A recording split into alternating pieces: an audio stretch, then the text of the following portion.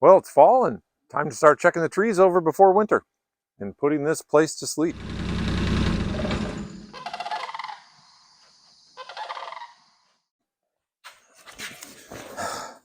Well, the grass is still wet, so got to put on the old rubber boots so I don't get my socks wet. That's kind of a pain, but the orchard's been doing pretty well this year. Sorry I haven't made any videos prior to this, but well, things have been kind of busy. The trees are getting bigger. I've had a few of them pass on for various reasons, but for the most part, all of them are growing that we planted last year, and they're getting bigger. I actually have quite a few nuts on the trees this year, too. Not enough to take over to the co-op, but enough to harvest, personal consumption, and, well, Jay and I are going to see if we can start selling some at the local farmer's market.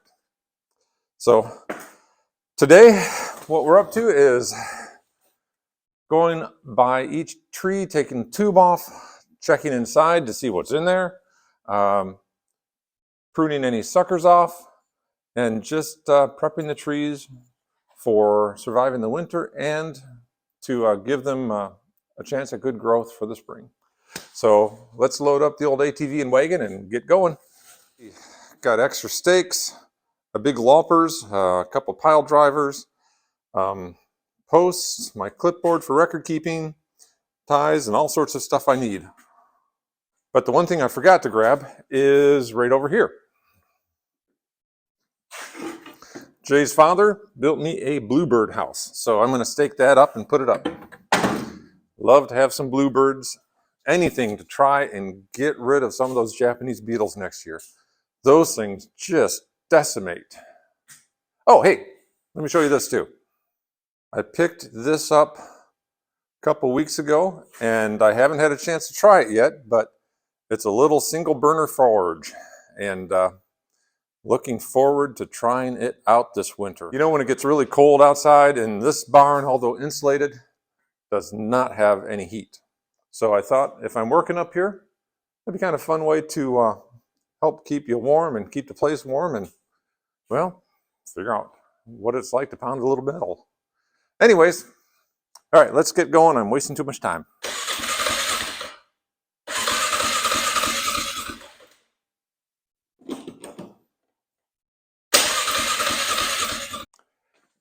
Well, while the four-wheeler is contemplating its existence on this ranch, let's take a look at a couple things here.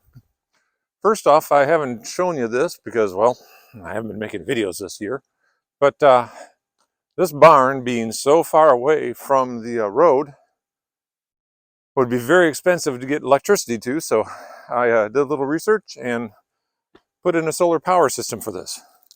400 watts of solar panels, 24-volt battery system with 100 amp hours capacity, and it's enough to run my shop lights and the air compressor if I need to, radio, and all sorts of stuff.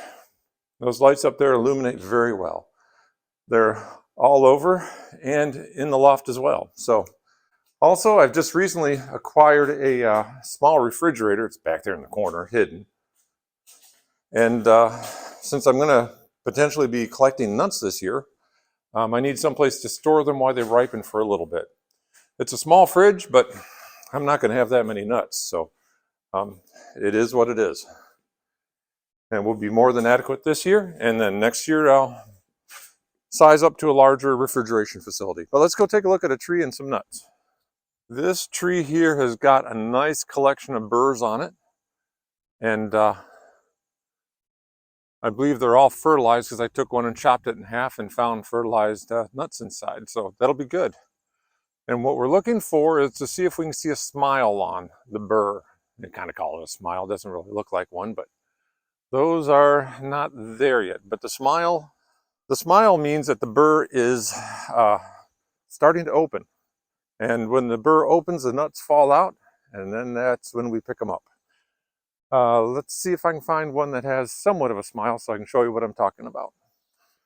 Well, this one is close as I can find for right now. You can notice how that nut's starting to get tall and a little bit of divider line starting to form in the middle. That's the best example I could find right now of what a smile looks like. And As that nut gets more and more mature and older, it will start to expand more, and the spile will become more prevalent to a point where the burr will break open and the nuts fall out. Can't wait for that to happen. All right, let's go see if that ATV will start now.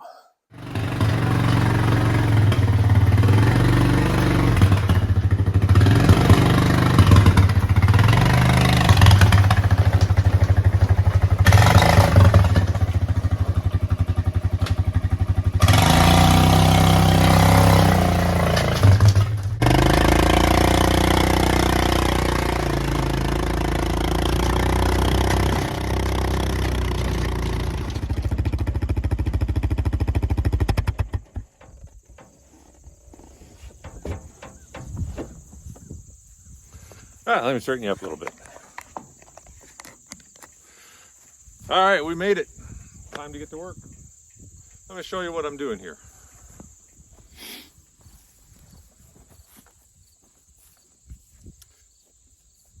All right, well, take a look at this tree, and I'll show you in a moment, but this one got nailed by Japanese beetles. So the leaves look quite laced. But what I'll do is I'll loosen up the ties, pull it off. It's kind of cool today, so hopefully there are no hornets flies. And basically clean out all the dead stuff. And yeah, right there's a hornet nest, a wasp nest, wasp or hornets. And clean this thing out and try and get it to a point where it'll revive for next year.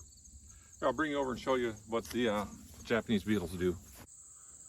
All right, as you see, the leaf is pretty much turned into what I call lace work, where all the flesh in between the little stems is just eaten.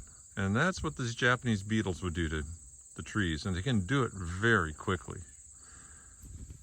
Yep, so matter just cleaning the rubbish out of the bottom. Yeah.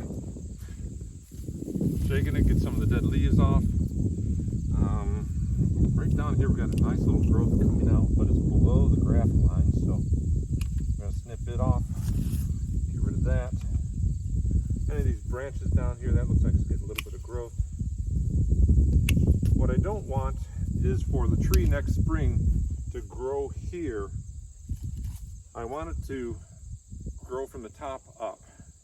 Now, since this one's been so decimated by the Japanese beetles, I'm not going to remove much more of it, just because it needs every single thing it can get to survive. That one goes. Yep. All right, time to put the tube back on and off to the next one.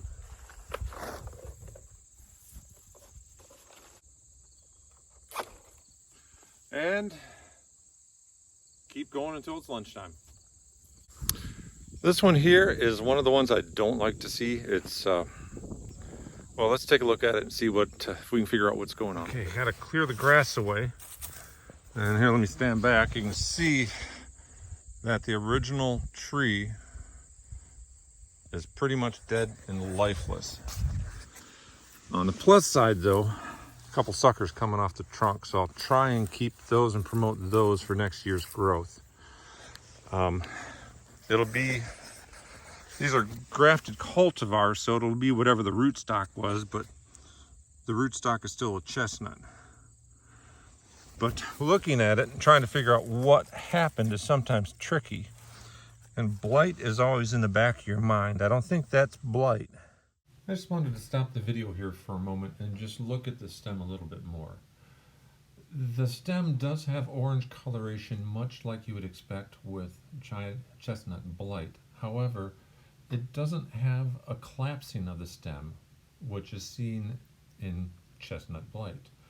Here's a couple of pictures, or well, actually, here's a picture of chestnut blight pulled off the Michigan State University website, and you can tell how the stem has collapsed. And that collapse stops the flow of nutrients up the tree. Here's another picture of the tree from my orchard. I really did not detect any collapse of the stem material. I have seen Chestnut Blight in my orchard, and I have seen that characteristic orange color and the collapse of the stem, but this one did not show any signs of stemmal collapse. Just wanted to bring that point up. If you have any comments about Chestnut Blight, or you've seen it, or you have an idea of what killed this tree, let me know in the comments. I'd appreciate it.